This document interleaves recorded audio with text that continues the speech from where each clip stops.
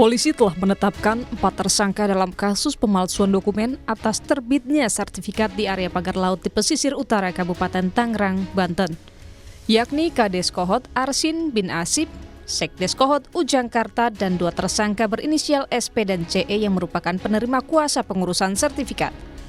Dirtipidum Bareskrim Polri, Brigjen Juhandani Raharjo Puro mengatakan pelaku bekerja sama dengan motif ekonomi. Juhandani berjanji penyidikan tidak berhenti dan akan menyasar pelaku lain.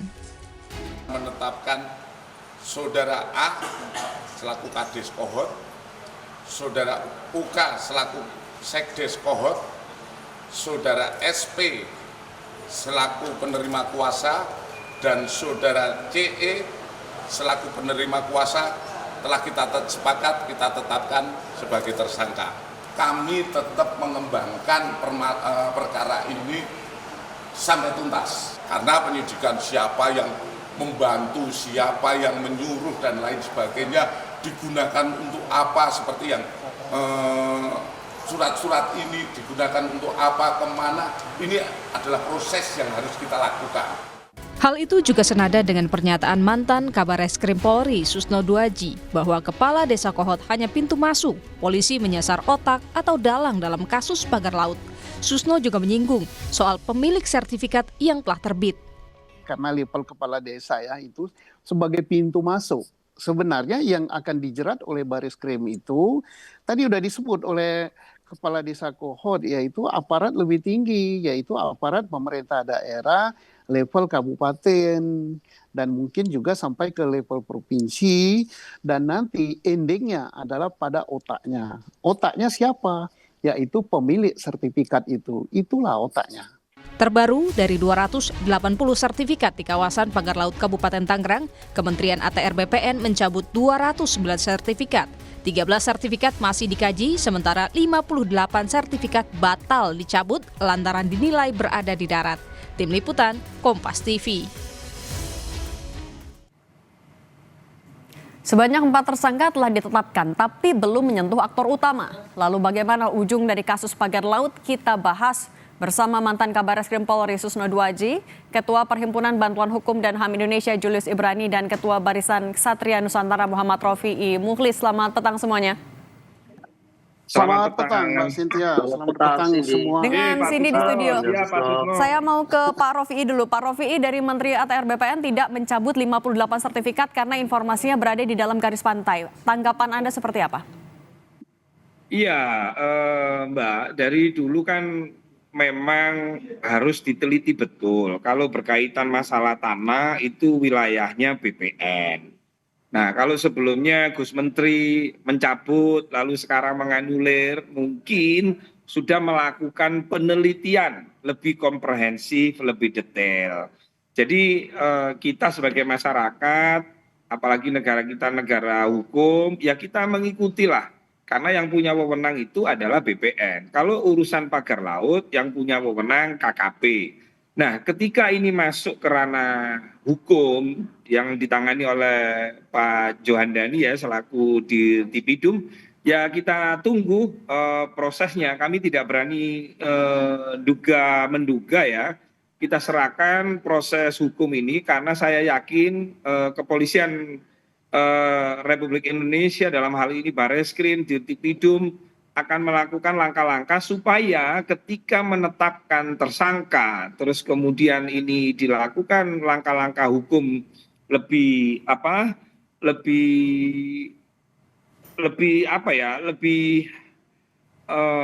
sampai tahapan naik ke atas supaya tidak salah. Jadi kita harus bersabar menunggu karena saya yakin polisian ingin ketika menetapkan tersangka misalnya harus betul-betul itu tersangka beneran gitu kan. Termasuk misalnya Pak Lurah Kohot menyampaikan sudah menyebut inisial-inisial, ya silakan untuk dikembangkan oleh Bareskrim. Oke, tahan dulu, kita minta tanggapan dari Mas Julius dulu. Mas Julius, tapi kalau soal 58 sertifikat yang tidak dicabut ini, temuan Anda memang berada di garis pantai atau seperti apa? Nah, ini yang mesti clear dari awal, Cindy, karena kami mengatakan kepada kementerian, juga kepada Bareskrim, pemeriksaan antara mekanisme administrasi sertifikat-sertifikat itu dan kriminalisasi dalam konteks mana yang masuk pidana, mana yang tidak itu harus seiring, harus berjalan. Dan dia juga harus terbuka gitu. Biar tidak tumpang tindih atau bahkan saling kontradiktif. Kalau sepengetahuan kami, ini kan proses pembuatannya satu proses. Maka penting untuk membatalkan keseluruhannya dulu agar bisa secara terbuka nanti sertifikasi ulang kah, lalu pemeriksaan pidananya selesai dulu kah, gitu. Biar masyarakat terang benderang pengetahuannya, mana yang memang dibuat secara wajar, tanpa dugaan suap, tanpa dugaan pemalsuan dan yang lain, mana yang memang ada pemalsuannya dan ada suapnya, gitu. Jadi nggak bisa kalau dilakukan seperti ini, Bareskrim berjalan, tahu-tahu sertifikat yang ini dicabut, yang itu yang enggak. Gitu, ini akan bertentangan nantinya dan tentu akan saling mengganggu satu sama lain. Oke, Jadi Mas kami Rofi. mengatakan Bareskrim harus satu arah lah. Oke, Mas Gitu Rofi lah. ini sepakat kalau misalnya ya dibatalkan saja dulu semuanya sertifikatnya. Enggak, begini Mbak. Ini kan BPN kemarin membatalkan itu. Mungkin berdasarkan laporan sementara. Terus kemudian kan didalami nih oleh BPN, kan begitu kan? Jadi gini, bedakan antara kasusnya Pak Lurah Kohot dengan kasus tanah yang katanya awalnya dibatalkan, lalu kemudian tidak dibatalkan kembali dengan kasus yang di Bareskrim. Karena tanahnya ini kan luas, Mbak.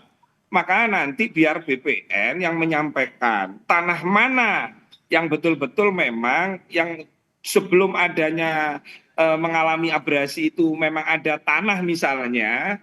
Nah, maka dari itu kita tunggu aja dari BPN. Jadi tidak bisa ini dianggap keseluruhan ini yang menjadi tanah masalah yang lagi diurus oleh Bareskrim. Beda. Gitu loh. Jadi mungkin dari sekian tanah itu ada yang dianggap pemalsuan. Dari sekian tanah itu mungkin ada yang di situ yang awalnya dibatalkan terus kemudian tidak jadi. Nah, itu kita tunggu aja gitu loh. Oke, soal proses hukumnya kita tanyakan juga ke Pak Susno. Pak Susno, sebenarnya kan seiring berjalan waktu sertifikat yang dicabut semakin banyak. Kades juga sudah jadi tersangka. Kalau Anda mencermatinya sebenarnya proses hukum yang sedang berjalan sudah optimal atau sebenarnya masih bisa dipercepat lagi? Baik, kita ucapkan selamat kepada Bareskrim, Dirserse Umum. Jadi sudah bagus ya, ini sudah searah. Pertama dibatalkan semua oleh ATR BPN. Nah, kemudian setelah itu secara yuridis formal ya, ATR BPN mengecek persyaratannya, ternyata yang bisa langsung dibatalkan itu yang di luar garis pantai. Artinya dengan alasan apapun yang di luar garis pantai itu batal. Nah, kemudian waktu penelitian secara fisik ada sekian puluh, 50 sekian di dalam garis pantai. Maka secara yuridis formal katanya ATR BPN tidak dibatalkan. Itu sudah benar. Nah, tapi secara material hukum pidana apakah itu bisa dibatalkan apa tidak? Yang 50 sekian ini tergantung hasil pemeriksaan. Nah, kita tunggu hasil pemeriksaannya bagaimana. Kalau Bareskrim memeriksa persyaratan daripada 50 yang tidak dibatalkan itu, secara material itu ada unsur pidana, misalnya, ini misal ya, bukan ini catat sekali lagi ini misal, ada alas hak berupa dokumen palsu, kepemilikan palsu, meminjam nama orang lain, kemudian tidak bersengketa, kemudian betul itu milik keturunan, hak milik dari nenek moyangnya, ternyata itu bukan secara material, itu tidak benar, maka itu akan menjadi pidana, ada unsur pemalsuan. Tapi tidak bisa kita katakan langsung itu, oh itu pidana gitu. Makanya kita tunggu hasil pemeriksaan Bareskrim. Dan saya berharap Bareskrim cepat memeriksanya sehingga ada kepastian hukum. Apakah ini yang 50 tidak dibatalkan itu akan tetap tidak dibatalkan, artinya sah secara material, sah secara formal persyaratan, itu kita tunggu. Tapi kita hargai juga apa yang diputuskan oleh ATR BPN, dia memeriksa secara fisik itu di dalam garis pantai, di luar garis pantai. Pak Susno, artinya untuk memastikan legalitas dari sertifikat 58 ini, dilakukan 2 jalur oleh Barreskrim dan juga ATR BPN atau bagaimana Pak? Iya dua, ATR BPN mengatakan secara persyaratan dan secara kasat mata itu benar. Tetapi untuk itu kan untuk menerbitkan sertifikat itu ada beberapa persyaratan dokumen. Riwayat tanah tidak bersengketa, KTP dan sebagainya dan sebagainya. Itu nanti akan diperiksa oleh Barreskrim. Kalau Oke. ternyata di antara persyaratan itu ada dokumen palsu, maka dia akan menjadi pidana, maka yang membatalkan nanti pengadilan. Oke, Mas Julius, bagaimana Anda menanggapinya? Memang harus satu persatu dari Barreskrim dulu menunggu, baru dicabut semuanya? Ya itu yang barusan saya katakan di awal gitu. Makanya pemeriksaan Barreskrim dan ATR BPN meskipun dalam satu koridor yang berbeda, satu administrasi sertifikat tanah, yang satu material pidana, ini dua-duanya nggak boleh lepas dan nggak boleh saling bentrok. Dia harus teriring satu sama lain. Yang belum kita dengar dari awal, apakah ATR BPN, KKP dan segala macam hearing, audiensi dengan Barreskrim Mabes Polri. Apakah materi pemeriksaan Mabes Polri menemukan sesuatu yang belum ditemukan oleh ATR? Apakah ATR BPN menemukan sesuatu yang belum ditemukan oleh BPN? Itu yang saya katakan dari awal. Tadi Mas Rofi juga katakan, kita belum tahu, ini masih abu-abu, jadi tunggu saja. Masyarakat tidak bisa menunggu lagi. Let's make it clear since the beginning. Karena ini sudah jadi masalah di publik dan sudah merugikan negara dan jumlahnya sangat besar sekali karena luas sekali. Dan ratusan sertifikat sudah dibatalkan. Kenapa mesti menunggu? Kenapa tidak ditemukan saja Halo. keduanya langsung agar materi pidana dan materi administrasi sertifikat itu berada pada satu titik yang sama, tidak perlu menunggu satu sama lain. Kan poin Oke. saya itu dari tadi dan tidak terbantahkan. Jadi Oke. kalau menurut saya penting mendorong Kabar Eskrim Wahyu Widada memanggil Menteri KKP, memanggil Menteri ATR BPN untuk mendudukan masalah agar clear sejak awal. Begitu, titik. Oke, butuh hearing. Kalau Mas Rofi bagaimana menanggapinya?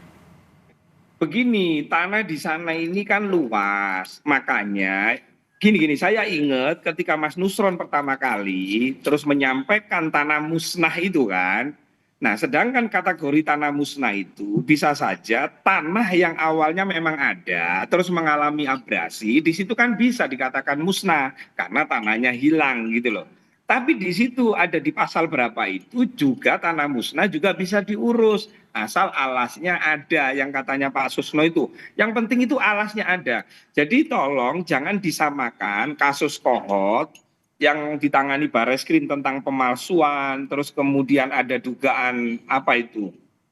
Pokoknya yang harusnya ini bukan tanah dijadikan tanah. Nah itu wilayahnya Barreskrim. Tapi kalau wilayahnya Kementerian ATR yang kemarin dianggap musnah 50 itu beda dengan yang diurus oleh Barreskrim gitu loh.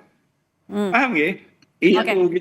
Oke, kita ke Pak Susno dulu. Pak Susno, kalau dengan seperti ini, apa yang seharusnya dilakukan? Siapa yang harus diperiksa paling cepat oleh Barreskrim Polri untuk membuka? Jangan cuma di level kepala desa atau pemerintah daerah, tapi sampai aktor utamanya.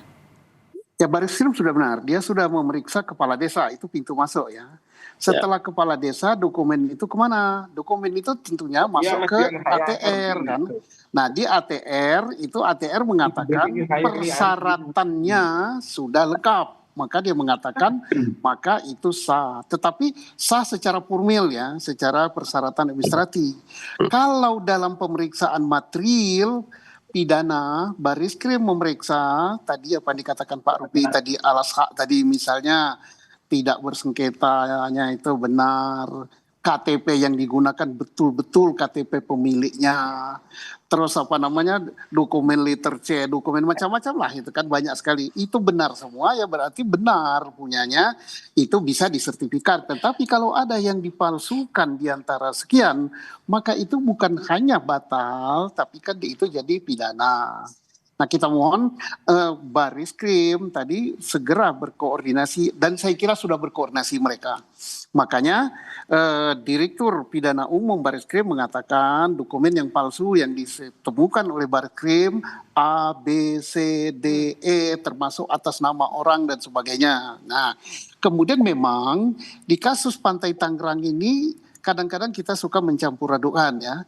Pertama ada kasus pagar gitu, masang pagar tanpa izin, ini ranahnya daripada Kementerian KKP. Nah, kemudian yang kedua, laut disertifikati. Nah, disinilah akan timbul masalah pemalsuan, masalah penyalahgunaan hak, masalah korupsi kalau ada suap. Dan juga di situ tidak menutup kemungkinan ada wilayah darat yang disertifikati. Nah, wilayah darat yang disertifikati ini bisa dia sah itu sertifikatnya kalau memang alas haknya benar dan prosesnya benar. Bisa juga batal menjadi pidana kalau dalam penerbitannya itu ditemukan dokumen-dokumen pidana gitu. Oke, baik. Saya mau ke Mas Julius lagi. Mas Julius kan soal penetapan tersangka ini sekitar 2 minggu lalu kita sudah pernah wawancara. Anda sudah mendengar kabar akan ada 4 tersangka dari sebelum Barreskrim mengumumkan. Tapi sampai saat ini jumlah tersangkanya masih sama. Apakah Anda melihat penyidikannya sudah optimal atau justru bisa dipercepat lagi? Kalau dibilang optimal belum. Sejak awal kami tidak pernah membatasi laporan apakah ini soal pagar, soal tanah, soal laut. Kami melihat ada satu kesatuan. Kami melihat ada satu kesatuan dengan judul besar yang namanya PSN PIK 2. Jadi apapun yang terlibat dan berkelindan dengan itu perlu diusut. Itu satu. Yang kedua, kami mengambil satu poin penetapan tersangka oleh Barreskrim Mabes Polri. Dia menggunakan pasal 5 Undang-Undang tentang TPPU. Itu jadi pintu masuk yang menarik. Artinya tidak akan ada batasan yang mana perbuatannya, yang mana pihaknya, yang mana wilayahnya. Sepanjang ada aliran dana dengan prinsip dari money laundering yaitu follow the money, maka dia akan bisa terseret. Tapi kami juga mengatakan kepada Pak Wahyu Widodo, Pak, sudah sekian lama, tolong ini masyarakat sudah banyak memiliki bukti, bahkan kami sudah serahkan bukti-bukti, tolong agar segera dipercepat, dipertegas, diperjelas, apapun itu yang menyangkut dengan apa yang kami laporkan, segera. Dan kami pikir 4 orang ini saja, ini hanya bagian di ujung pagarnya saja. Bahkan belum sampai ke teras, belum sampai ke ruang tamu, belum sampai ke dapur. Dan aliran dana yang begitu besar kami lihat di lapangan itu tidak mungkin dilakukan hanya pihak-pihak di pagar depan seperti kepala desa, sekretaris desa, aparat desa, dan yang lainnya seperti itu. Oke, dan mereka harus jadi pintu masuknya. Terima kasih banyak Mas Julius Ibrani, Pak Susno Duaji, dan Mas Rofi Muhli sudah berbagi di Kompas Petang. Sehat selalu semuanya. Selamat sore Mbak Cynthia.